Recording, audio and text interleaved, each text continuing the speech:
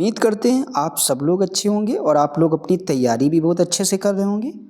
आज NCERT book के हम कुछ महत्वपूर्ण क्वेश्चंस लेकर आए हैं लाइन वाइज, जो आपके लिए बहुत ही महत्वपूर्ण होने वाले हैं। चाहे आप बीपीएससी टीआरई 4.0 की तैयारी कर रहे हो या रेलवे ग्रुप डी की, यहाँ से आपकी परीक्षा में 1 से 2 क्वेश्चन जरूर देखने को मिलेंगे और सारे क्वेश्चन ऐसे होने वाले हैं जो आपके किसी न किसी एग्जाम में पूछे गए हैं। तो इसीलिए आप लोग क्लास को लास्ट तक जरूर देखना। क्लास छोटी है लेकिन आपको यहाँ से सेलेक्टेड क्वेश्चन आपके एग्जाम में जरूर 1 से 2 देखने को मिलेंगे। तो चलिए देखते हैं। पहला पॉइंट आपका क्या कहता है? कहता है कि grand old man of India की उपाधि किसे दी जाती है? तो याद रखना, ये जो है आपके दादा भाई नौरोजी को दी जाती है। भारत के grand old man of India किसे कहा जाता है? अगर आपसे एग्जाम में पूछा जाए तो दादा भाई नौरोजी को। आगे देखते हैं सेकेंड लाइन। कहता है कि महाराष्ट्र में शिवाजी उत्सव काफ़ी फेमस है। गणपति उत्सव ये भी काफ़ी अच्छे से मनाया जाता है आपके महाराष्ट्र में। की शुरुआत किसने की थी? तो याद रखना, बात हो रही है महाराष्ट्र की, तो यहाँ पर सबसे पहले शिवाजी उत्सव हो या गणपति उत्सव की शुरुआत आपके बाल गंगाधर तिलक जी ने की थी। ठीक है, आगे देखते हैं। कहता है कि जीबी मैकाले ने ईस्ट इंडिया कंपनी के बारे में यह टिप्पणी की कि कंपनी एक असंगति है। क्या कहा? कि कंपनी आपकी क्या है? एक असंगति है, परंतु यह उस व्यवस्था का भाग है जहां सभी असंगत हैं। ठीक है, ऐसा आपके किसने कहा? तो जीबी मैकाले ने। आपसे पेपर में कथन पूछा जा सकता है, ये कथन आपको दे देंगे और आपसे बोलेंगे ऐसा किसने कहा, तो आप लोग उसका जवाब देंगे जीबी मैकाले ने। ठीक है, तो ये भी आप समझ गए होंगे। आगे देखते हैं। आगे वाला क्वेश्चन आपके पेपर में पूछा गया है। कहता है कि भारत में अशांति का जनक यानी अशांति का जनक किसे माना जाता है? तो याद रखना आप लोग, लोकमान्य तिलक जी को माना जाता है। आगे क्वेश्चन आपसे कहता है कि ब्रिटिश पार्लियामेंट में चुना जाने वाला प्रथम भारतीय कौन था? ये मोस्ट इंपॉर्टेंट क्वेश्चन है। तो ये भी आपके दादा भाई नौरोजी जी थे। फिर कहता है सन्यासी विद्रोह किस वर्ष आरंभ हुआ था? तो ये आपके 1770 ईस्वी में आरंभ हुआ था। कौन सा विद्रोह? सन्यासी मतलब 70 यानी 1770। ठीक है, आप इसको रिलेट करके याद कर सकते हैं। आगे कहता है पॉइंट क्वेश्चन, तृतीय अंगल मराठा युद्ध किसके शासनकाल में हुआ?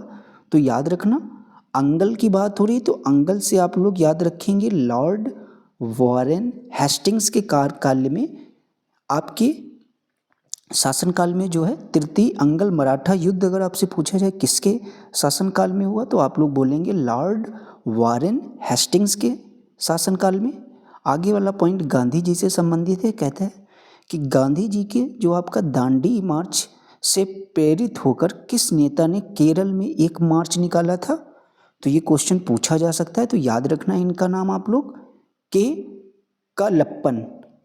कलप्पन ने जो है ये आपके गांधी जी की जो दांडी यात्रा थी उससे प्रेरित होकर आपके केरल में एक मार्च निकाला था। किसने? के कलप्पन ने। और कहाँ से कहाँ तक अगर पूछा जाए तो कालीकट से पोयानूर तक। आगे देखते हैं। कहता है कि सर्वोदय शब्द का सर्वप्रथम प्रयोग किसने किया था? तो याद रखना, जो आपका सर्वोदय शब्द है ये आपके इसका प्रयोग प्रथम बार या फर्स्ट बार आपके महात्मा गांधी जी ने किया था। आगे क्वेश्चन कहता है कि दूसरे सविनय अवज्ञा आंदोलन की अवधि क्या थी?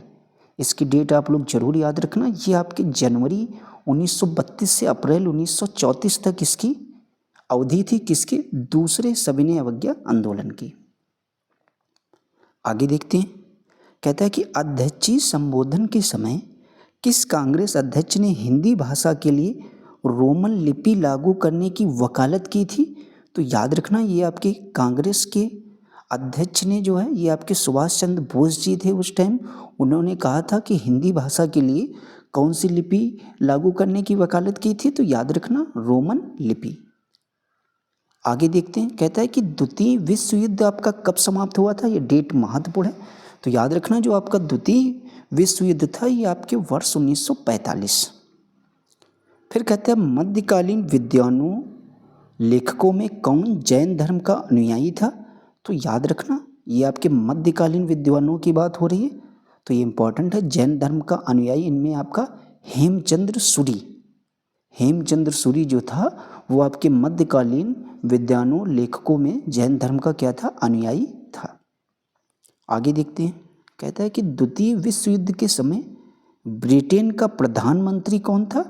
तो ये आपके याद रखना उस टाइम जब द्वितीय विश्व युद्ध आपका हो रहा था तो विंस्टन चर्चिल जो थे ये आपके दूसरे प्रधानमंत्री थे। ये आपके बीपीएससी टीआरई शायद 1.0 या 2.0 में ऐसा क्वेश्चन पूछा गया है, तो आप लोग जरूर याद कर लेना क्योंकि क्वेश्चन प्रीवियस ईयर आपके रिपीट होते हैं। फिर आपसे कहता है कि बंगाल में हुए स्वदेशी आंदोलन का समर्थन किसने किया था? तो याद रखना ये आपके अरविंद घोष ने किया था। जो आपका बंगाल में स्वदेशी आंदोलन हुआ था इसका अगर बोला जाए किसने खुलकर समर्थन किया था तो आप लोग बोलेंगे अरविंद घोष ने। तो अरविंद घोष ने आपके बंगाल में स्वदेशी आंदोलन का समर्थन किया था। आगे कहता है कि भारत की स्वतंत्रता प्राप्ति के बाद किसने सुझाव दिया था कि भारतीय राष्ट्रीय कांग्रेस को समाप्त कर दिया जाए? जब भाई भारत को स्वतंत्रता मिल गई तो उस टाइम जो है किसने ऐसा कहा था कि अब जो है भारतीय राष्ट्रीय कांग्रेस को क्या कर दिया जाए? खत्म कर दिया जाए या समाप्त कर दिया जाए? तो ऐसा आपके महात्मा गांधी जी ने कहा था। ठीक है, देखिए हम इसलिए क्वेश्चनों को रिपीट कर रहे हैं, टाइम जरूर लगेगा। कोशिश हमारी ये रहती है कि आपको बाद में चीज़ों ना याद करना हो, क्लास में ही याद हो जाए। आगे देखते हैं क्वेश्चन क्या कहता है। कहता है विभाजन करो और छोड़ो। तो याद रखना विभाजन करो और छोड़ो का नारा आपके किस लीग ने दिया था पूछा जाएगा, तो ये आपके मुस्लिम लीग ने दिया था। फिर आगे कहता है कि द्वितीय विश्व युद्ध के संबंध में भारतीय राष्ट्रीय कांग्रेस की क्या नीति थी? तो याद रखना जब आपका द्वितीय विश्व युद्ध जब हुआ था तो उसके संबंध में जो आपकी भारतीय राष्ट्रीय कांग्रेस की नीति थी कि पूर्ण स्वतंत्रता का आश्वासन मिलने पर ब्रिटेन का सहयोग, ये आपके द्वितीय विश्व युद्ध के समय आपकी भारतीय राष्ट्रीय कांग्रेस की नीति थी कि अगर आप पूर्ण स्वतंत्रता देंगे तभी हम आपको द्वितीय विश्व युद्ध में क्या करेंगे? सहयोग देंगे। ऑपरेशन पोलो किस देशी रियासत को भारत में विलय करने के लिए चलाया गया था? तो याद रखना ऑपरेशन पोलो। तो ऑपरेशन पोलो जो है ये आपकी देशी रियासत जो हैदराबाद रियासत का विलय करने के लिए चलाया गया था, ऑपरेशन पोलो। तो ऑपरेशन से याद रखना हैदराबाद। आगे देखते हैं, कहता है कि स्वतंत्र भारत में प्रथम गैर कांग्रेसी प्रधानमंत्री कौन बना? मोस्ट इंपॉर्टेंट क्वेश्चन है। तो प्रथम गैर कांग्रेसी जो आपके प्रधानमंत्री बने थे वो आपके मोरारजी देसाई थे। तो मोरारजी देसाई जो थे ये आपके स्वतंत्र भारत में प्रथम गैर, यानी जो कांग्रेसी नहीं थे फिर भी वो प्रधानमंत्री बने, तो ऐसे व्यक्ति आपके मोरारजी देसाई जी थे। आगे कहते हैं रविन्द्रनाथ टैगोर को उनकी रचना गीतांजलि के लिए किस वर्ष नोबेल पुरस्कार से सम्मानित किया गया? तो याद रखना वर्ष 1913 में उन्हें जो है उनकी पुस्तक की गीतांजलि रचना थी उसके लिए उन्हें नोबेल पुरस्कार से सम्मानित किया गया था। आपसे एग्जाम में ये भी पूछ सकता है कि गीतांजलि की रचना किसने की थी? तो आप लोग बोलेंगे रविन्द्रनाथ टैगोर। आगे देखते हैं, कहते हैं रविन्द्रनाथ टैगोर को महान प्रहरी की संज्ञा किसने दी थी? तो याद रखना ये आपकी महान प्रहरी की संज्ञा आपके महात्मा गांधी जी ने दी थी रविन्द्रनाथ टैगोर जी को। आगे वाला पॉइंट कहता है कि ब्रिटिश काल के दौरान पड़े किस अकाल का प्रकोप का समुद्र कहा जाता है? प्रकोप का समुद्र यानी कहा जाता है, किसे कहा जाता है? तो जो आपका उड़ीसा का अकाल हुआ था वो आपका 1866 ईस्वी में हुआ था, जिसको हम लोग सी ऑफ कैलेमिटी भी कहते हैं। ठीक है, तो याद रखना जो आपके ब्रिटिश काल जिस टाइम चल रहा था उस दौरान एक आपका अकाल पड़ा था। प्रकोप का अकाल को जो है प्रकोप का समुद्र किसे कहा जाता है? तो याद रखना जो आपका उड़ीसा का अकाल हुआ था 1866 में। फिर कहता है गुट निरपेक्षता नीति का प्रतिपादन किसके द्वारा किया गया था? नॉन अलाइनमेंट पॉलिसी की बात हो रही है, तो याद रखना इसका प्रतिपादन आपके जवाहरलाल नेहरू जी के द्वारा किया गया था। ये भी इंपॉर्टेंट क्वेश्चन है, जरूर याद रखना। भारत के प्रथम प्रधानमंत्री जवाहरलाल नेहरू के जीवनीकार कौन थे? ये इंपॉर्टेंट है। तो जो आपके भारत के प्रथम प्रधानमंत्री की बात की जाए तो आप लोग जवाहरलाल नेहरू का नाम बताएंगे। और उनके जीवनीकार कौन थे, तो याद रखना उनका नाम फ्रैंक मोरेस। फ्रैंक मोरेस जो है उनके जीवनीकार थे आपके भारत के जो प्रथम प्रधानमंत्री जवाहरलाल नेहरू जी के। फिर कहता है गोखले माई पॉलिटिकल गुरु नामक पुस्तक की रचना। तो आप लोग जानते हैं महात्मा गांधी जी के गुरु का नाम अगर आपसे पूछा जाए तो आप लोग बोलेंगे गोपाल कृष्ण गोखले, तो वही बात हो रही है। तो आप इसका भी जवाब आसानी से दे सकते हैं। फिर कहता है कि भारतीय राष्ट्रीय कांग्रेस के सरकारी इतिहासकार कौन थे, तो ये इम्पोर्टेंट है। तो आपके जो भारतीय राष्ट्रीय कांग्रेस थी उसके सरकारी इतिहासकार आपके डॉक्टर पट्टाभी सीता रमैया जी थे।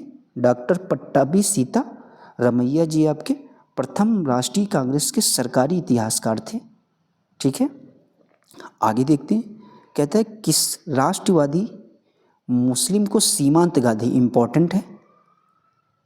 ठीक है, तो सीमांत गांधी के नाम से हम लोग खान अब्दुल गफ्फार खां को जानते हैं। ये क्वेश्चन भी आपके बीपीएससी टीआरई 2.0 में पूछा गया है कि सीमांत गांधी किसे कहा जाता है, तो खान अब्दुल गफ्फार खां को। आगे कहता है भारत शासन अधिनियम 1935 को किसके द्वारा गुलामी का अधिकार पत्र कहा गया, तो किसके द्वारा जो है आपके गुलामी का अधिकार पत्र कहा गया था। भारत शासन अधिनियम आपका जो 1935 में हुआ था तो आपके जवाहरलाल नेहरू जी के द्वारा कहा गया था। आगे कहता है 1940 ईस्वी में रेडिकल डेमोक्रेटिक पार्टी का गठन किसने किया, तो ये आपके एमएन रॉय ने किया था। आगे कहता है सविनय अवज्ञा आंदोलन के दौरान कानून को तोड़ने के साथ साथ चौकीदारी कर ना चुकाना, कोई कर नहीं तथा कोई किराया नहीं आदि आंदोलन भी चलाए गए। इस आंदोलन में समाज के सभी वर्ग यथा महिलाओं, छात्रों, जनजातियों, कामगारों, किसानों, व्यापारियों, कुछ मुस्लिम समुदाय आदि का क्या किया, समर्थन प्राप्त हुआ था। ठीक है, तो ये आपके कुछ विविध प्रकार के प्रश्न थे जो आपके हर एक एग्जाम के लिए बहुत ही महत्वपूर्ण थे। इनको आप लोग जरूर 1 से 2 बार अच्छे से याद कर लेना। आपको जरूर यहाँ से क्वेश्चन देखने को मिलेंगे क्योंकि ये बुक एक ऐसी है, चाहे सभी जिन लोगों ने एग्ज़ाम अपने क्लियर किए हैं वो इस बुक को पढ़ने की ज़रूर सलाह देते हैं। तो इसीलिए हम इसके जितने भी इम्पोर्टेंट टॉपिक हैं वो सारे हम आपको कराएंगे।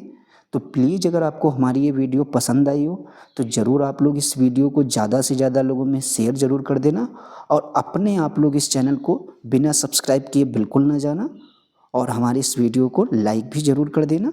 और हमारे इस वीडियो को देखने के लिए आप लोगों का बहुत बहुत धन्यवाद।